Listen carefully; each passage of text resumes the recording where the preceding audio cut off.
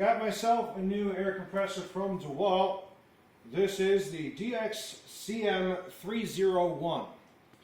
Now, we got this to replace my old direct drive air compressor because this thing is insanely loud. But it has served me in good faith for quite some time. Now then, the difference between something like this and something like this is the fact that this is oil lubricated. This is also a V-twin motor kind of situation.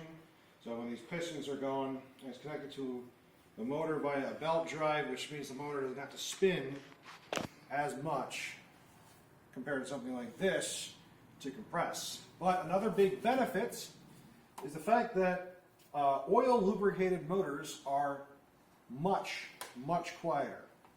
Now this one I believe is rated at around 80 decibels. So we haven't really measured what this one is, but I can tell you it is considerably quieter. So what we're going to do is we're going to turn this on. But before I do, I just want to go over something really quick. Do note that when you get a new air compressor, one that is oil lubed, there's a few things you want to do before you start using it. First off, usually they do come with oil in this portion of the compressor from the factory, but don't assume that's a given. First thing you really should do is drain the oil and then put new oil in it and ensure it's to the proper level, which you can tell with this sight glass right here. So it's worth going over the instructions in order to understand what needs to be done. And the second thing you want to do is get rid of any moisture that may have been built up in this tank when DeWalt or whatever company was making this tool, because DeWalt does license out their name to a variety of other companies. So whoever was making this tool obviously checked it, made sure it held pressure, depressurized it, loaded it up, sold it at whatever store. We got a Tractor Supply Co. And you just want to make sure that the valve down there has been used at least once to remove any moisture that is built up in the tank, because moisture can lead to corrosion and rust, etc. inside the tank and can jeopardize the structural integrity of your air compressor. So after you use an air compressor every time, you need to not only depressurize it, but you also need to get to that valve down there, and it's kind of a pain in the butt. There are like aftermarket solutions for this, but you want to get that moisture out. So once you've got that moisture out, you're lubricated up properly up in here, you've got yourself some connection, it's time to fire it up. Do be sure you check your regulator, make sure that you've got it set to something that you would be using. You don't want to do too much pressure out into this line. So we're just going to go ahead and turn it on, which if we come over here, we're going to keep an eye on things. I've already got a little bit of pressure in it. I'm going to back up a little bit here. And so I've got my regulator set to about 100 psi, but that will go down once air is actually flowing through it. So we're just going to flip the switch. See, we've got our electric motor just connected to a belt. That belt also has, it's kind of like a fan in the sense that air is pushing towards you as this flywheel is spinning. So if you feel air immediately, you might think, oh no, there's a leak. No, that's just the flywheel spinning, moving air around outside the entire machine. So down here, we can see we are building up pressure. And it's going to take a little time to fill up. This is a 30-gallon tank running on a 120 volt mains. So this is not a 240 volt system. So because of that, it's not going to get to super high pressures, and it's also not going to fill as fast because of that. But all in all, it's a pretty solid system. Now, the reason I wanted to turn it on is so you guys can get an idea about how loud this is. Now, how my microphone picked up that noise, I'm not entirely sure. I won't know until I view the footage. But I can tell you from experience that I can actually hear people that I'm talking to in my garage when this is being used. And I don't have to raise my voice too loud.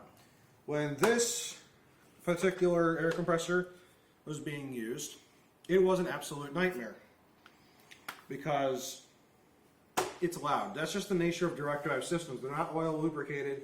We've got a single motor directly connected to whatever shaft inside of here is compressing the air to put into the tank. So because of that, they're just, by nature, any direct drive system is going to be louder. So someone once said this, I saw this on the internet, they said, you really only make the mistake of buying a direct drive once. I can see what they mean. The thing about it is, you can get this DeWALT air compressor, this 30-gallon air compressor, for around $400 after tax on Black Friday at Tractor Supply Co. And this very same compressor at Home Depot would be around $650. Now, the normal price for this at Tractor Supply Co. is like $450-ish, around there, $450, $470 before tax.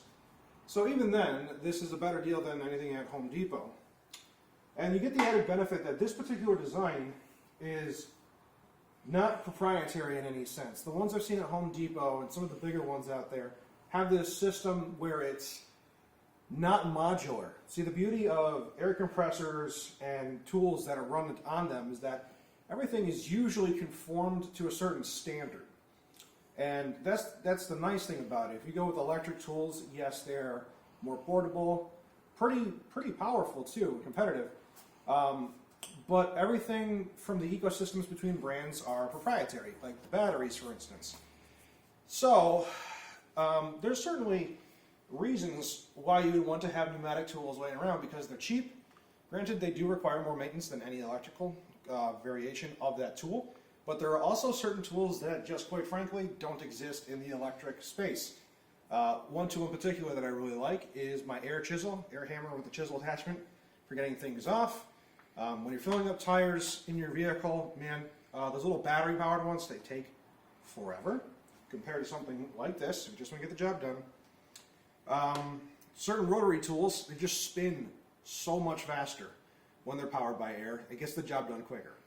And there's really just things like that. And when you even compare things like air ratchets, for instance, yeah, you can get little ratchets, electric ratchets, but they're usually much bigger in physical size compared to the air-driven ones. And because of that, it makes it harder to get in those tight crevices with a power tool when they're electric. So there is merit still to an air compressor, and there is definite merit to getting a good one. There is definitely something to be said about getting one that is oil lubed and not direct drive. So I haven't had a lot of time to use this tool. I just got it today. But my initial impressions are that it's built very well. It has met international standards for safety. You can look those up. I can give some information about that. But I also just noticed on the flywheel, it is in fact a fan that's built in the flywheel, so air is coming this way at you. All in all, it seems to be very well made. The oil-lubed compressors from DeWALT have a 2-year warranty, whereas the direct drive ones have a 1-year warranty. There's also, with it being a name brand, a list of replacement parts should they ever break. It's much easier to find. So, that is the quick initial impressions of my new DeWALT air compressor. 30 gallons, oil-driven, or oil-lubricated, much quieter, good amount of air, 120 volt. This is probably one of the better ones you can get for the price.